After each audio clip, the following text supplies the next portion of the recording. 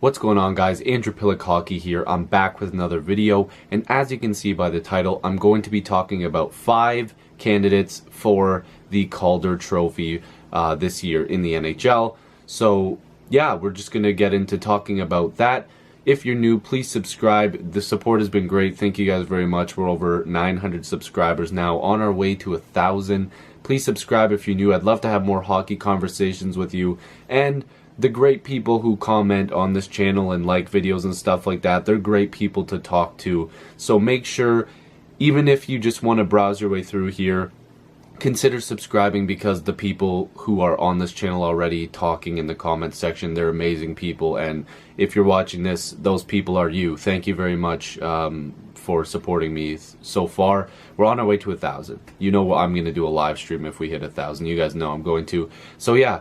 The video is 5 guys that I think could win the Calder Trophy. As we know, this past season, Austin Matthews won the Calder Trophy. I mean, it's pretty awesome. I'm a Leaf fan. If you're new, I'm a Leaf fan. I mean, there's some stuff back here that would let you know that. But yeah, I was pretty pumped to see him win the Calder. But this video, I'm going to be talking about 5 people, and they're not really in order. I haven't really decided who I think could win, but maybe by the end of this video, I'll have a bit of an opinion as I'm talking. The first name I want to talk about, as the North Dakota announcer would say, yes sir, Brock Boeser. So, Boeser, again, I'm hoping I even say that right. That's how the announcer said it. I watched a lot of highlights last season, pretty much the last couple weeks when I was starting to, prepare for this video.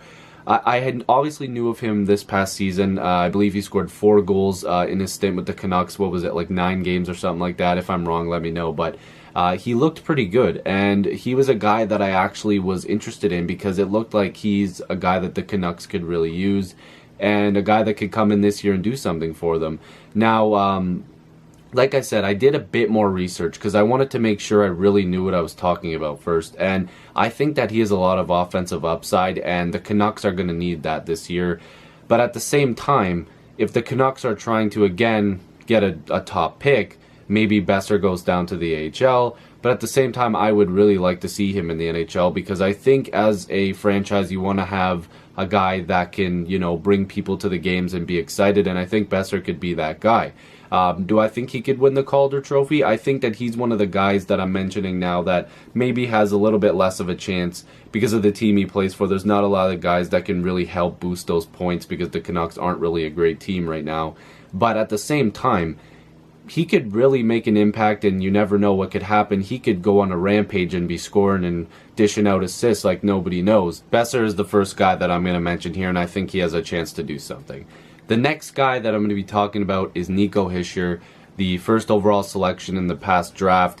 A lot of people could argue that he could win the Calder Trophy, and here's the reason why I think he has a pretty good chance. And I'm going to mention a couple reasons why maybe he doesn't have the greatest chance, but I guess I could get that out of the way first. The Devils look like they're getting better, but at the same time, it's the same thing with Brock Boeser. I think that he will have a chance to have guys around him that, will give him points, but I don't know if it's enough for him to kind of take over and run with it and get a bunch of points.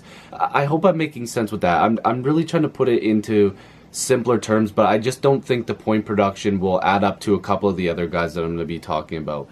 I guess that's the simplest way of putting it, but I do think that Hischier does have a chance due to the fact that he will be probably centering the first line. I think there's a realistic chance that he could play with Taylor Hall, and it could work, and maybe that does get him some points. I could be wrong, but I think that he'll be around the 45-point mark, which is pretty good.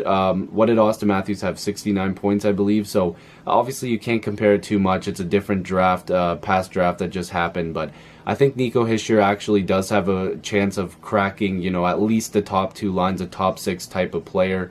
And I think that he could bring the offensive upside that he has to the Devils and could make an impact, and maybe enough to win the Calder Trophy. The third guy I'm going to be talking about on this list is Nolan Patrick, the guy that went number 2 to the Philadelphia Flyers. Now, he's had a couple off-season abdominal surgeries, and that kind of has slowed down his production on being able to work out a ton and, healing, of course. He's been a guy that needs to heal up a little bit. So, obviously, in the WHL, he didn't get to play out all of his games, and he was injured, like I mentioned. And of course, when he comes into Philadelphia, he's not taking over Claude Giroux's spot, and Sean Couturier probably would be the second guy, and maybe that's a good thing to let Patrick kind of go to the third line and really cement himself and maybe move up. You never know, Couturier could end up on the third line. We'll have to see what happens. And Flyers fans, let me know what you think. Could Nolan Patrick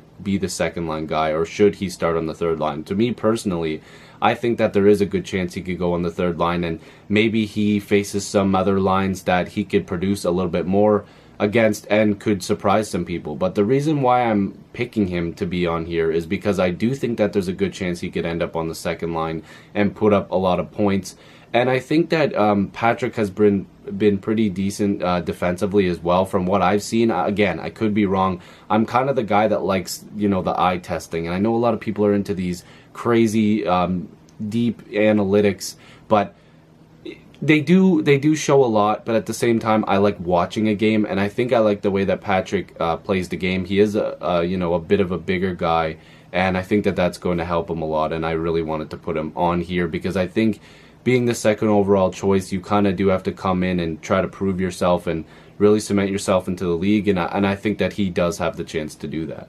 Next up is Clayton Keller for the Arizona Coyotes. Now, I was choosing between him and the next guy, so I'm just going to say I kind of tied for the next for Keller and the next guy I'm going to mention, but Keller has the chance to really put on a show in the NHL. I think that he has a lot of offensive upside and could really be a flashy type scorer. We're looking at a flashy type like Ovechkin, Kane. Like, I'm not saying he's going to go out and score 50 goals and be crazy point production. I just mean he has that swagger, that confidence to him that he can put up a lot of points. And this is a guy I have watched a little closer, and I've been, watching highlights over the past couple of years and really trying to see what his game is about. And he's pretty quick. He's got a lot of he's got a high hockey IQ, and I think he knows how the game is going and where to be and where the puck's going to be. And his stick handling and his shot, very good. Obviously, if he's being highly touted, he's obviously got to have a NHL-ready shot. And his hands obviously complement that. I think that he is ready to prove something in the NHL, and I think Arizona has a lot of young talent coming up, and you've seen last year they made some steps with getting more talent, and this offseason they've done that as well. And I think they're a team that you'll have to watch out for maybe down the line. But right now, they're trying to build young talent, much like the Leafs did, and you never know, they could shock some people like the Leafs did. And I think Keller will be able to lead the team eventually, and maybe this year in points, who knows.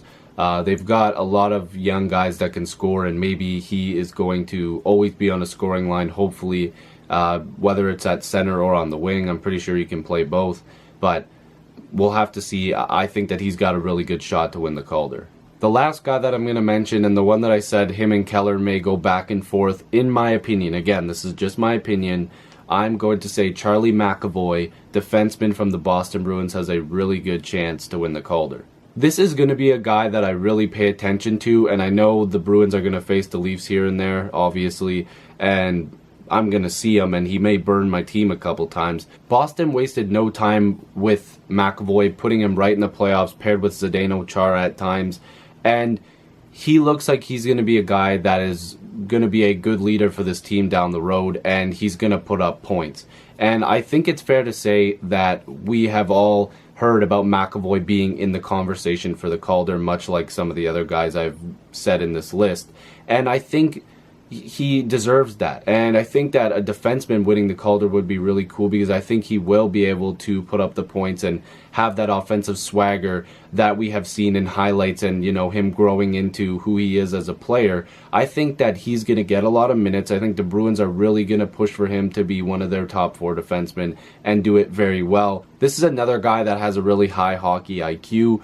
He's going to be a guy that can be a quarterback on a power play, and I think that he's going to do very well with the Boston Bruins, very good with the Boston Bruins, and I'm excited to watch him play. So let me know what you guys think. These are just some guys that I think could be up for the Calder. Like I said, I think McAvoy and Keller are the 2 guys that I'm kind of undecided with who I think over the other, and I could be completely wrong.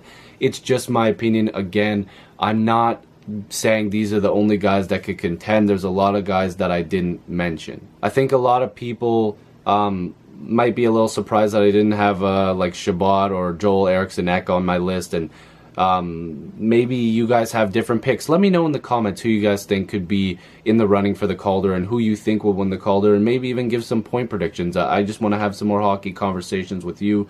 Like I mentioned, if you're new, subscribe. I also want to mention real quick, Houston, I'm praying for you.